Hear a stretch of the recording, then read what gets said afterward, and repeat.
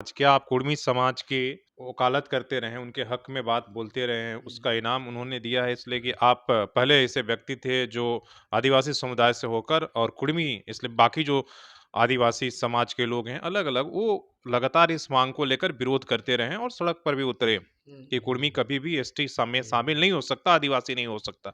आप उसकी वकालत करते रहे, उनके सुर में सुर मिलाते रहे। हुँ। तो क्या इसका इनाम माना जाए कि कुर्मी समाज ने दिया है कि भाई सूरज सिंह बेसरा को हम कैंडिडेट बना सकते हैं इसलिए वो सुरक्षित से 2023 में अर्जुन मुंडा अपने इंटरेस्ट से, हुँ, अपने रुचि से, हुँ, अपने ट्राइबल अफेयर्स मिनिस्ट्री में रहते हुए ना कभी चक्का जाम, कभी रेल छोकोट, रोड डेल्टा कुछ नहीं, जैसे कुर्मी आंदोलन कर रहा है।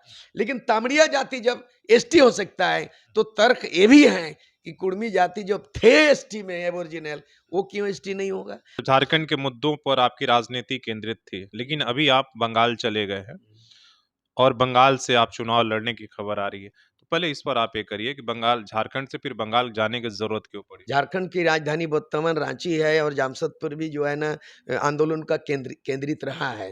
लेकिन जो झाड़ग्राम की बात हो रही है, जो आपकी सवालत है, झाड़ग्राम भी परिकल्पित बृहद झारखंड के नक्शे पे है। अब मूलतः वहाँ 2 माँगे हैं। आदिवासी द्वारा जो मूलतः वहाँ आदिवासी बोलने से संथाल बहुल है, उनका माँग है शाही धर्म कोड। लगातार संघर्षरत रहा है, लगातार। आदिवासी कुर्मी समाज की ओर से समर्थित उम्मीदवार हमको स्वीकार करना पड़ा। और मैं अभी तो घोषणा कर दिया है, अजित प्रसाद महतो जो प्रमुख चीफ है कुर्मी समाज का नेतृत्व कर रहा है, और बोल दिया है कि कुर्मी समाज 100% सूर्य सिंह बेसरा को समर्थित उम्मीदवार घोषित कर दिया है। मेरा सवाल है कि जब आप इस मांगों को कुर्मी समाज को आप समर्थन करेंगे, तो जो वहाँ का संथाल समाज है, जो बाकी है आदिवासी, हम्म। वो आपसे नाराज़ नहीं होंगे? उनको आप किस तरीके से आप अपने नमस्कार, सोशल संवाद में स्वागत है, मैं शशि भूषण।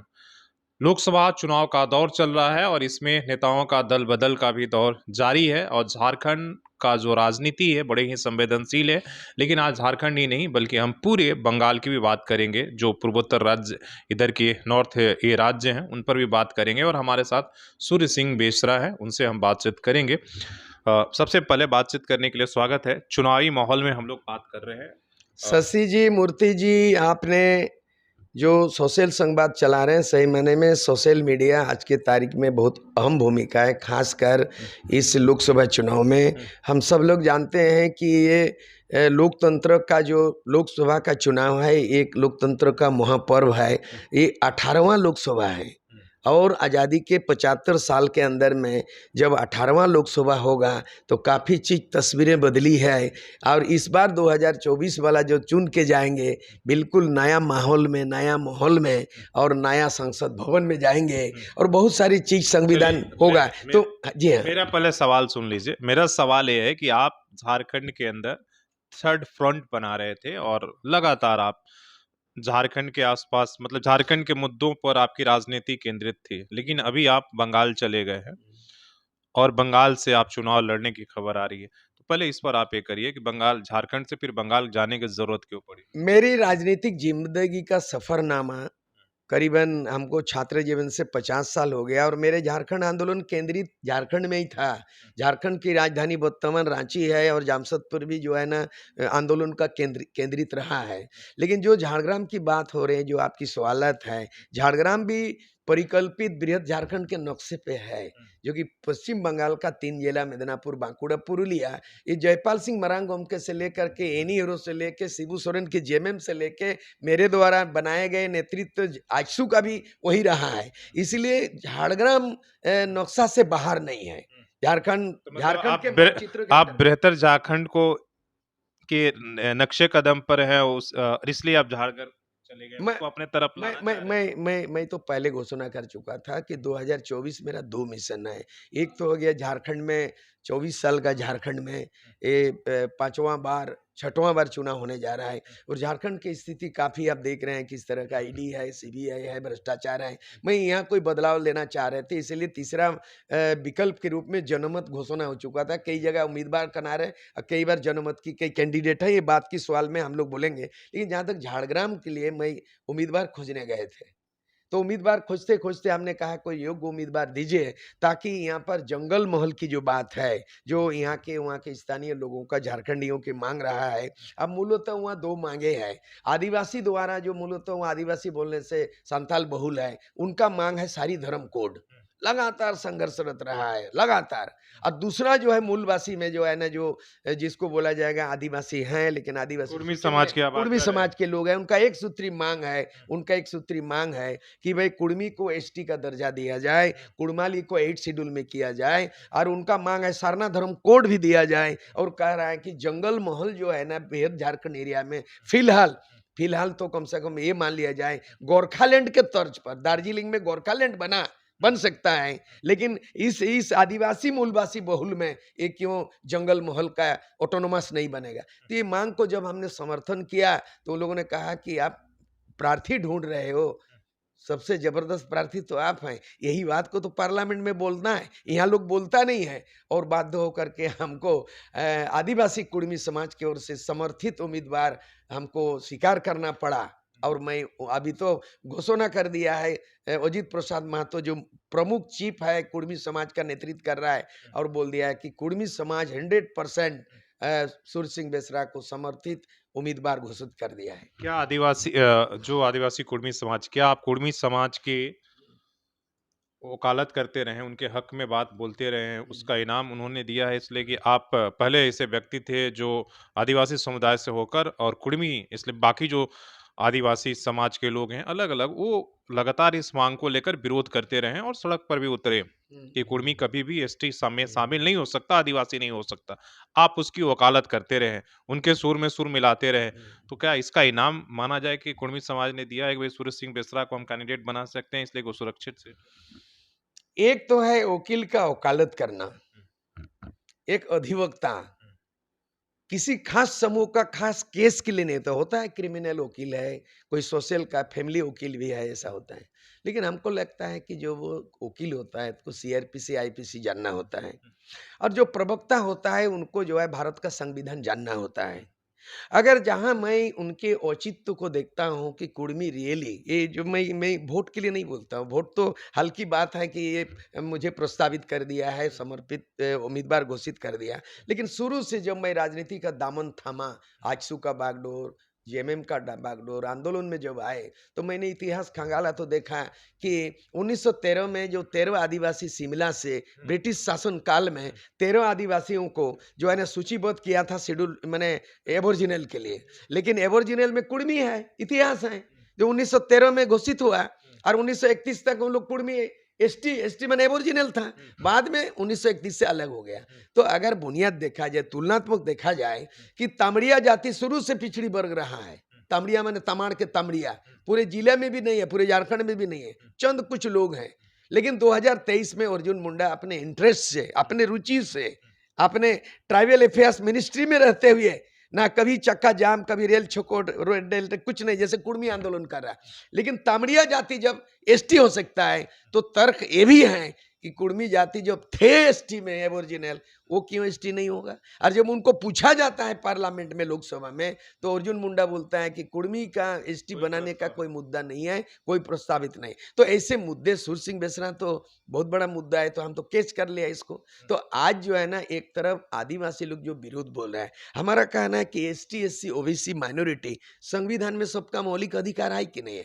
कोई मांगेगा हम विरोध करेगा। हम लोग झारखंड आंदोलन करते तो बिहार के बिहारी लोग भी विरोध किया, लेकिन आज जो है ना बिहार में बिहारी विरोध के बावजूद भी बिहार से झारखंड हुआ, आज झारखंड में भी बिहारी रह गया, झारखंड के अंदर अंदर में भी है। तो उसी तरह हमको लगता है कि कुछ लोगों में समझी ना समझी किसी कारण से हो, तो अगर ये जिस दिन तथ्यों को समझेंगे कि कुर्मी का मांग जायज है, और आदिवासी के द्वारा संथालों का बंगाल में सारी धर्म का मांग जायज है, और ये जो ये महल है जंगल महल। जंगल महल का मांग ऑटोनोमस गोरखालैंड पैटर्न में वो भी जायज है। मतलब अगर एक प्रतिनिधि होने के नाते, उम्मीदवार ही नहीं, उम्मीदवार होने के नाते सभी वोटरों का, सभी मतदाताओं का दिल तो जीतना होगा, सभी का तो तो आप मौलिक दिल अधिकार सम जीतने के लिए आप तमाम बातों को समर्थन करेंगे, फिर जब पूरा करना होगा तो कैसे करेंगे? मैं भारतीय जनता पार्टी की तरह मैं राजनीतिक ऐसा सांप्रदायिकता या भेदभाव हिंदू मुसलमान को लड़ाने की राजनीति कभी नहीं किया,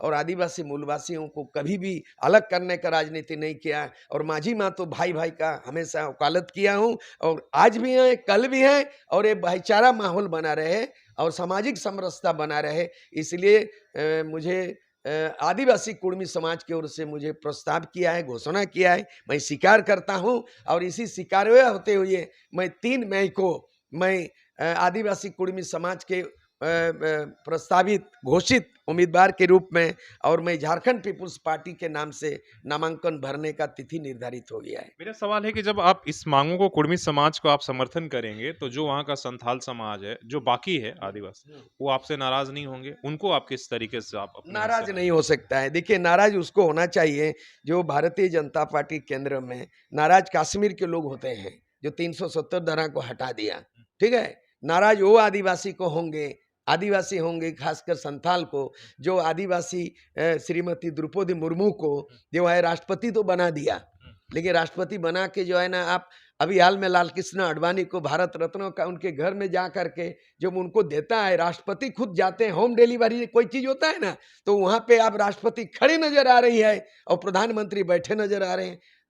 तो ये नाराज होना चाहिए आदिवासी, उस पर रहना चाहिए। नाराज होना चाहिए आदिवासियों को कि द्रौपदी मुर्मू को नया माने ये पार्लियामेंट भवन है, जो संसद भवन का उद्घाटन के समय में राष्ट्रपति, जो कि दोनों सदन लोकसभा राज्यसभा का वही मुखिया होता है, संवैधानिक पद में गरिमापूर्ण पद होता है, संवैधानिक पद, उसको भी आमंत्रण नहीं मिला। नाराज होना चाहिए आदिवासी को जब जगन्नाथ मंदिर में दिल्ली में राष्ट्रपति कहाँ को नाराज हो? तो 3-3 राज्यों में आप देखेंगे आदिवासी, मध्य प्रदेश, छत्तीसगढ़ और राजस्थान में बीजेपी को और जिताया। हमको लगता है राज्य का मामला था, राज्य का मामला था, कहीं नेतृत्व का कम बेसी रहा होगा, लेकिन हमको लगता है पूरे देश में आप उनका जो है मापतोल होगा, नापतोल होगा, और 2024 में हमको लगता है कि भारतीय जनता की पार्टी की ओर से मैं भी आह्वान करता हूं कि बहुत हो गया है। इसे खतरा इस बात का है कि अगर 370 कश्मीर से हटा सकता है तो 5वीं अनुसूची, 6वीं अनुसूची भी हरा सकता है, और सिविल कोड ऑफ कॉन्डक्ट जब लागू हो जाएगा तो एसटी का जो स्टेटस अलग से मिलता है, 5th शेड्यूल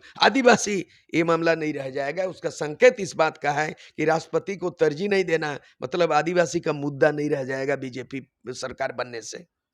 ये मतलब एक तरीके का आप डर। मेरा सवाल है कि आप तो झारग्राम से जाकर अभी चुनाव लड़ेंगे, तो आपका झारखंड में जो थर्ड फ्रंट मोर्चा बना रहे थे, तीसरा मोर्चा जो एकत्र कर रहे थे, उसका क्या होगा? वो तो कुनबा बिखर गया। नहीं, नहीं, नहीं, बिल्कुल, बिल्कुल, यहाँ रहेगा। मैं उम्मीदवार ज़रूर बना हूँ, हैं? मैं अपने पार्टी का तो उम्मीदवार बनूँगा, प्रस्ताव मंजूर हो गया है, लेकिन मैं ही मेरे पहली बार मेरे राजनीतिक जीवन के सफ़रनामा में कि मैं पहले आपने से कभी एमएलए खड़े हो गए, जीता भी, त्याग भी दिया, और कभी एमपी में भी लड़े, उड़ीसा में भी एमपी चुनाव लड़ने का मौका, लेकिन इस बार हमको लगता है कि अजब तरीका का ऑफ़र मिला है। इस तरह जिस तरह यहाँ गीता और सीता का अपहरण करता है बीजेपी, इस तरह हमारा अपहरण नहीं किया बल्कि ग्रहण किया है। मेरे नेतृत्व को, मेरी अभिज्ञता को, मेरी मेरी जो भी जानकार है, मेरे उसको, उस चीज़ को उन्होंने स्वीकार करते हुए अजित प्रसाद महतो के नेतृत्व में पूरा झारखंड का कुर्मी महतो समाज और बंगाल के उन्होंने कहा कि आप हमारी आवाज़ बने, और आप हमारी मुद्दा तो रहेगा लेकिन आदिवासी रिजर्व सीट में अपना भी मुद्दा उठा सकते हैं। ये सही मायने में मैं उनको याद दिलाया कि जब जिंदा थे शरद पवार जी, शरद यादव जी, तो उन्होंने कहा कि इस पार्लियामेंट में 543 माने 543 एमपी जीत के आते हैं, उनमें 47 आदिवासी देश के कोने-कोने विभिन्न राज्यों से आते हैं, लेकिन आदिवासी रिजर्व सीट से एमपी जीत के आते हैं, संसद बनते हैं, लेकिन संसद भवन में यहाँ जो आदिवासी कोच के लिए जल जंगल जमीन की बात हो, अस्तित्व की बात हो, उनमें नॉर्थ ईस्ट में आदिवासी पे प्रताड़ित किया हो, बहुत सारे ऐसे मुद्दे हैं। यहाँ पे कोई भी है, असम में 200 साल हो गया, लेकिन 200 साल में आदिवासी आदिवासी टी ट्राइब है, आदिवासी दर्जा नहीं मिला है। आज जो है 1905 में बंगाल राज्य बना, लेकिन 1905 के बाद जो है ना बंगाल में 5th शेड्यूल 6th शेड्यूल नहीं है, जबकि भारत देश के अंदर में 10 राज्यों में ग्राम सभा, पेशा कानून लागू है, बंगाल में नहीं। तो इसी मुद्दे पे आदिवासी एकजुट होकर पार्लियामेंट में बोलना चाहिए। तो ये बात है कि यहाँ हम कुर्मी का मुद्दा जो होगा वो भी उठाने हम लायक समझते हैं, और आदिवासी का सारी धर्म वो भी उठाएंगे। और वहाँ पे जो भी वहाँ जंगल महल की बात होगी, या आसाम का मुद्दा होगा, या गोरखालैंड के तर्ज पर बंगाल के लोगों को मिले, ऑटोनोमस बॉडी मिले, बहुत सारे मुद्दे हैं। तो ये तमाम इनके मुद्दे थे जिस पर, और सबसे बड़ी बात है कि झारग्राम से सूरज सिंह बेसरा चुनाव लड़ने जा रहे हैं और 3 मई को इनका नॉमिनेशन है। और मुद्दा आपने इन्होंने बता ही दिया कि क्या-क्या वहाँ के मुद्दे हैं, किन मुद्दों पर ये लोगों के बीच में जाएँगे। और देखना होगा कि जब 4 जून का तय करेगा कि कौन इस लोकसभा में, जो 18वीं लोकसभा है, कौन पहुँचता है और किन मुद्दों को लेकर क्या कुछ जनता उन्हें किस तरीके से समर्थन देती है। अपने सहयोगी शेषरामूर्ति के साथ शशि भूषण, सोशल समाधि, झारखंड।